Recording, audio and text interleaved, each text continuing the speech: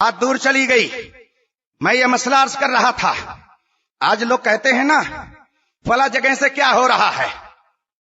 کچھ لوگ کہتے ہیں کام تو ہم کر رہے ہیں, فلاں جگہ سے کیا ہو رہا ہے. ارے میں یہ کہتا ہوں وہیں سے تو سب ہو رہا ہے, وہی کر رہا ہے. یہ تم اپنا ٹرانسفارمر لگا لو, لیکن اگر پاور ہاؤس سے اس کا کنیکشن نہ رہے تو تمہارے اپنے ٹرانسفارمر میں بجلی نہیں آ سکتی ہے. بریلی ہندوستان کے اندر اہل سنت کی عقیدت کا ٹرانسفارمر ہے, اہل سنت کی عقیدت کا پاور ہاؤس ہے, اور یہ سب ٹرانسفارمر ہیں. جس کا رشتہ وہاں سے مضبوط رہے گا اسے روشنی ملتی رہے گی. آج لوگ کہتے ہیں بریلی میں کیا ہو رہا ہے. روزہ نماز کی تلقین کرنے والے 10,000 اکٹھا ہو جائیں اور ذرا اس مسئلے کو حل کر دیں جو میں نے آپ کے سامنے رکھا ہے. سبحان اللہ, سبحان اللہ. نعرہ تکبیر, نعرہ رسالت, دل کے رضا کانفرنس, مسلک اعلی حضرت سرکار داد الشریعہ. سبحان اللہ. آپ نے سمجھا کیا ہے؟ بریلی کل بھی علم کی اکیڈمی تھی بے شک, اور آج بھی علم کا کارخانہ ہے, اور انشاءاللہ صبح قیامت تک رہے گا. اس لیے کہ جس نبی کے صدقے میں انہیں وہ کارخانہ دیا گیا اس کی اتھارٹی موجود ہے. الحمدللہ یہ غیاث ملت جلوہ فرما ہے. ان کی خانقاہ کی روشنی ہندوستان کے مختلف خطے ہی میں نہیں بلکہ عرب و عجم میں پہنچ رہی ہے, لیکن نظر انتخاب اگر پڑی ہے تو بریلی کے اعلی حضرت پر پڑی ہے. لوگ کہتے ہیں وہاں سے کیا ہوتا ہے. ذرا اس مسئلے کو حل کر کے بتائیں. ایڈوکیٹ ہوں چاہے ڈاکٹر, پروفیسر ہوں چاہے ماسٹر, یہ اپنی روزی روٹی کا مسئلہ تو ضرور حل کر سکتے ہیں, مگر جب سماج کا مسئلہ آئے گا, ان کی عزت و آبرو کی حفاظت کا مسئلہ آئے گا, ان کے ایمان کی حفاظت کا مسئلہ آئے گا, تو آپ نہیں حل کرو گے, تاج الشریعہ جیسی شخصیت حل کرے گی. سبحان اللہ. ابھی بتاؤں گا میں وہ مسئلہ. آپ وقت بہت تیزی سے ختم ہو رہا ہے. کل میرے پاس کرناٹک کے ایک مولانا صاحب کا فون آیا.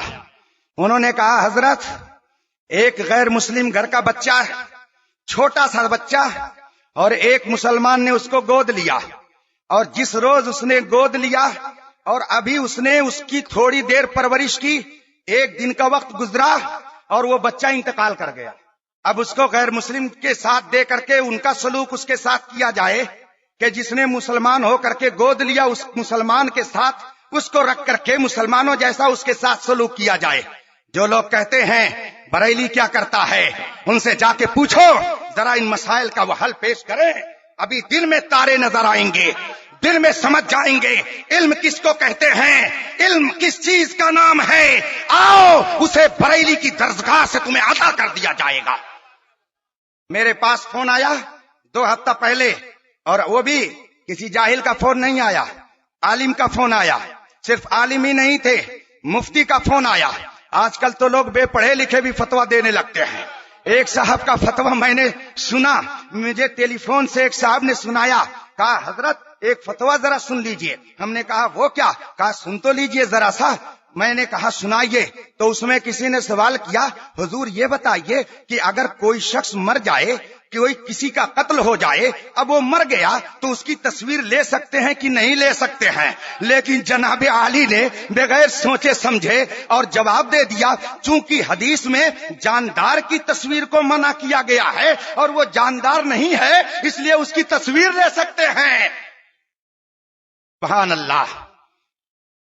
اس گھر کو آگ لگ گئی گھر کے چراغ سے. تمہیں کالی گھٹاؤں کا نہیں پہچاننا آیا, نشے من سے دھواں اٹھتا ہے تم کہتے ہو ساون ہے. گمراہی کی طرف لے جانے کی تدبیریں اپنائی جا رہی ہیں.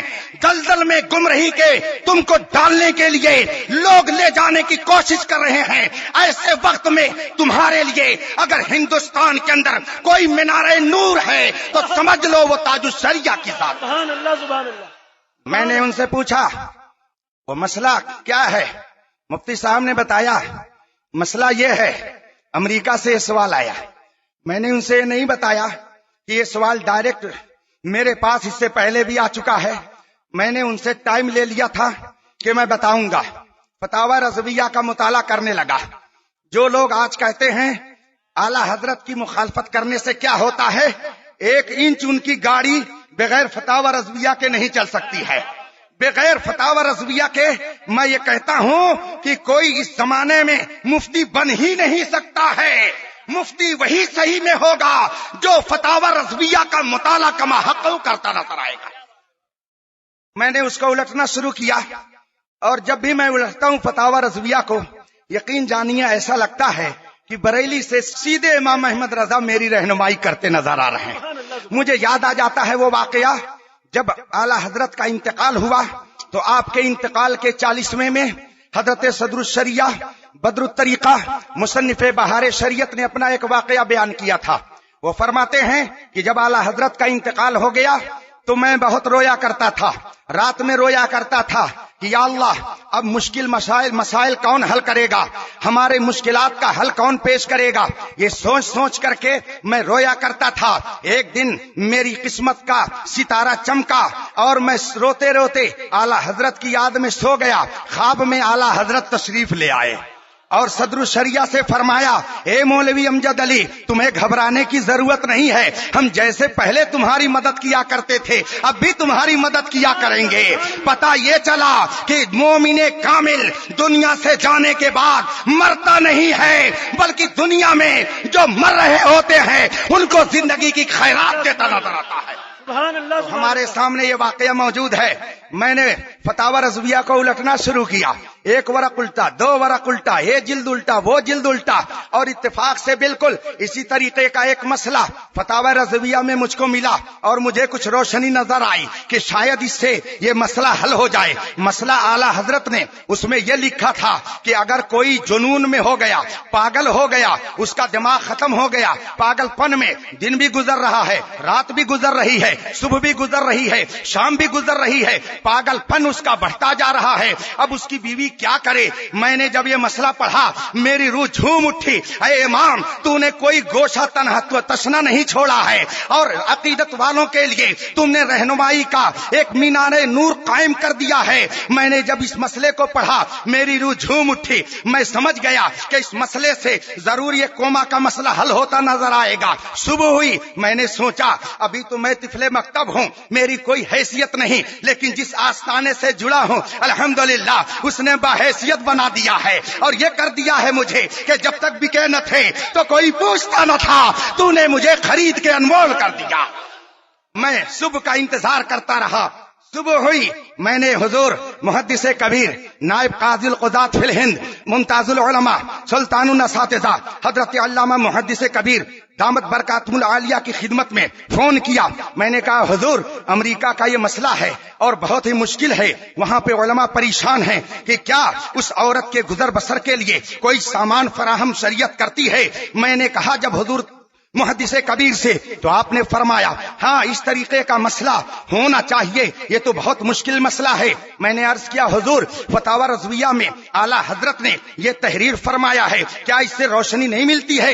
حضور محدث کبیر فرماتے ہیں روشنی تو ملتی ہے مگر قیاس کرنا یہ مجتہد کا کام ہے، ہم لوگ اس منصب پر نہیں ہے، ہم کیسے خود فیصلہ کر لیں. میں نے کہا حضور قیاس کرنا یہ ہمارے بس میں تو نہیں ہے، مگر ایک حکم کو دیکھ کر کے دوسرے مسئلے کو اس سے لاحق کر دینا، الحاق کر دینا، یہ تو دوسرے لوگوں کا کام ہے. تو حضرت تاج حضور محدث کبیر نے فرمایا یہ بھی اس کے اندر اس چیز کی اجازت اسے ہے جس کے اندر تمیز کی صلاحیت ہو، جو اصحاب تمیز میں ہو ان کو یہ کام کرنا ہے. میں نے کہا حضور آپ حضرات ہی کی ذات اس زمانے میں ہمارے لیے مرجع خلائق ہے اور اصحاب تمیز کے درجے میں ہے. حضور محدث کبیر جیسا عالمی شخصیت کا حامل اور علم و فضل کی چلتی پھرتی اکیڈمی نے کہا ٹھیک ہے مگر تاج الشریعہ سے بھی سواد کروا دیجیے. سبحان اللہ سبحان اللہ سبحان اللہ. علم والے جانتے ہیں کہ علم کا رتبہ کیا ہے. میں کہا کرتا ہوں اپنی تقریر میں کہ شانتا کروز کے لوگوں سے پوچھو کہ جہاز کتنی بڑی ہوتی ہے تو وہ کہیں گے حضرت اتنی بڑی ہوتی ہے کہ نہ جانے کتنے 100 لوگ اس میں آ جائیں. لیکن کسی دیہاتی سے جس نے کبھی جہاز کو قریب سے نہ دیکھا ہو اس سے اگر پوچھا جائے جہاز کتنی بڑی ہوتی ہے تو وہ کہے گا صاحب 1 ہاتھ کی ہوتی ہے. ہم کہیں گے یہ کیسے؟ کہے گا ہم نے دیکھا ہے اوپر اٹھتے ہوئے 1 ہاتھ کی تو جہاز نظر آتی ہے. ہم نے سمجھ لیا. شانتا کروز میں رہنے والا کہتا ہے کہ وہ اتنی بڑی ہے کہ نہ جانے کتنے محلے اس میں آ جائیں، اور وہ دیہاتی بیچارہ کہہ رہا ہے کہ ہم نے تو دیکھا ہے تو وہ بہت چھوٹی ہے. ہم سمجھ گئے کہ یہ پلین کا قصور نہیں ہے، یہ دیکھنے والے کا معاملہ ہے. جس نے قریب سے دیکھا اس نے سمجھ لیا کہ اس کی حقیقت کیا ہے، اور جس نے دور سے دیکھا وہ اس کی حقیقت کو نہیں سمجھ سکا. ان علماء نے سمجھ لیا، شہزادہ کالپی نے سمجھ لیا کہ تاج الشریعہ کا مقام کیا ہے، اس لیے انہوں نے ان کو اپنی آنکھوں کا تارا بنا لیا. مسئلے تو اتنے ہیں، ابھی بتاؤں آپ کو. یہ نبی صدر الشریعہ جلوہ فرما ہیں، تو اب میں نے سوچا کہ ان حضرات کی پیاری گفتگو سے آپ بھی مستفیض ہوں، میں بھی مستفیض ہونے کی کوشش کروں. لیکن پھر حضرت امین العلماء صاحب نے فرمایا کہ کم از کم مسئلہ تو لوگوں کو بتا دو. لیکن میں یہ چاہتا ہوں کہ یہ مسئلہ آپ لوگ ابھی نہ جانیں اور جائیں. جو لوگ بریلی پر انگلیاں اٹھاتے ہیں ان سے جا کے پوچھیں اور کہو کہ تم بتاؤ اس مسئلے کا حل ہمیں کیا تم دیتے ہو. دن میں تارے نظر آئیں گے. بریلی کیا ہے اس کو آپ کیا جانو؟ اہل علم سے جا کر کے پوچھو، مارہرا کے تاجدار سے پوچھو. انہوں نے فرمایا بریلی میں تو ہماری آنکھوں کا چراغ رہتا ہے، اور اس وقت بریلی میں ہمارا تاج الشریعہ رہتا ہے. سبحان اللہ. ہاں، آپ حیرت کریں گے کہ اس پریشانی کے عالم میں طبیعت خراب ہونے کے باوجود میرے تاج الشریعہ کس طریقے سے مذہب حق اہل سنت کی ترجمانی کرتے پوری دنیا میں نظر آ رہے ہیں. عربی زبان ہو یا اردو زبان ہو یا انگلش زبان ہو، جس زبان میں ضرورت پڑتی ہے ہندوستان کے سنیوں کی بے لاگ اگر کوئی ترجمانی کرتا ہے تو وہ صرف ہمارے تاج الشریعہ کی ذات ہے. میں نے حضور محدث کبیر سے عرض کیا ٹھیک ہے حضور، دوپہر کا انتظار کر رہا تھا. مجھے معلوم تھا کہ حضور 10:30 اور 11 بجے اپنے مہمان خانے میں تشریف لاتے ہیں، لیکن الحمدللہ میں ان خوش نصیب غلاموں میں ہوں کہ حضور تاج الشریعہ نے نہ جانے کتنی مرتبہ از راہ بندہ نوازی اس فقیر کو خود ہی یاد فرما لیا. یہ بڑوں کی باتیں ہیں، جسے چاہا اپنا بنا لیا اور جسے چاہا در پہ بڑا لیا. یہ بڑے کرم کے ہیں فیصلے، یہ بڑے نصیب کی بات ہے. میں ابھی انتظار میں تھا، اتفاق سے یوسف سلم ہوں جو حضرت سے ملاقات لوگوں کی کراتے ہیں، ان کا فون آیا، گھنٹی بجی، میں سمجھ گیا کہ حضور تاج الشریعہ نے یاد فرمایا ہے. فوراً میں نے ادھر سے فون لگایا، جو گفتگو ہونی تھی وہ ہوئی. اس کے بعد میں نے کہا حضور یہ مسئلہ امریکہ سے آیا ہے. تو حضور تاج الشریعہ فرماتے ہیں یہ تو بالکل نیا مسئلہ، نئی صورتحال. اللہ تعالی مسلمانوں کے مسائل کو حل کرنے کی ہمیں توفیق عطا فرمائے. یہ بات ہوئی اور اس کے بعد میں نے کہا حضور فتاوی رضویہ میں فلاں مقام پر یہ ہے، اور صبح میں نے محدث کبیر سے یہ مسئلہ یوں عرض کیا تو حضور محدث کبیر نے فرمایا تاج الشریعہ اگر فرما دیں گے تو مسئلے کا حل نکل آئے گا.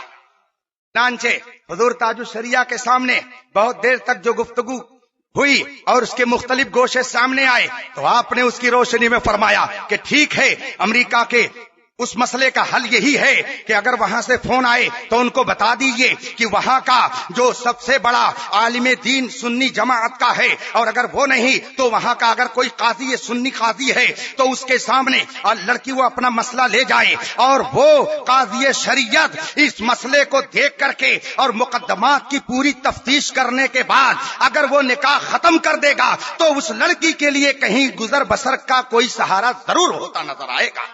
مسئلہ حل کرا کے ذرا دکھائیے تو. بنتے ہو وفادار، وفا کر کے دکھاؤ.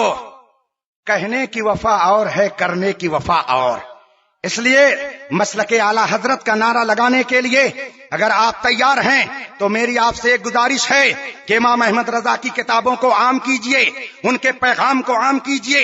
ہمارے اہل ثروت حضرات نہ جانے کتنے لاکھ روپے دیکھ بنا کر کے کھانے پہ خرچ کر دیتے ہیں، لیکن اگر ان سے کہا جائے امام احمد رضا کے نظریات کو پھیلائیے، ان کی کتابوں کو مفت تقسیم کیجئے، تو پتہ نہیں کیوں یہ بات ان کی سمجھ میں نہیں آتی ہے اور ان کی گھٹی کے نیچے یہ بات نہیں جاتی ہے. یہ حضرت مولانا رحمت اللہ صدیقی یہاں پہ بیٹھے ہوئے ہوئے ہیں، انہوں نے پیغام رضا نکال کر کے دشمنان رضا کی جیسی خیریت لی ہے. اگر کوئی دوسرا ہوتا تو یقیناً میں یہ کہتا ہوں کہ ان کو خود وہ روپیوں سے تولتا نظر آتا.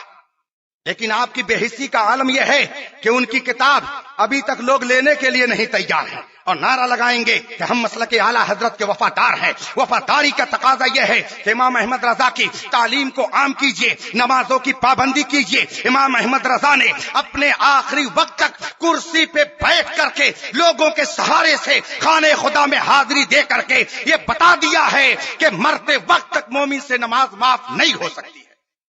اللہ تبارک و تعالی ہمیں ان باتوں پر عمل کی توفیق عطا فرمائے، اور حضور تاج الشریعہ کے فیضان سے عالم اسلام کو مالا مال فرمائے.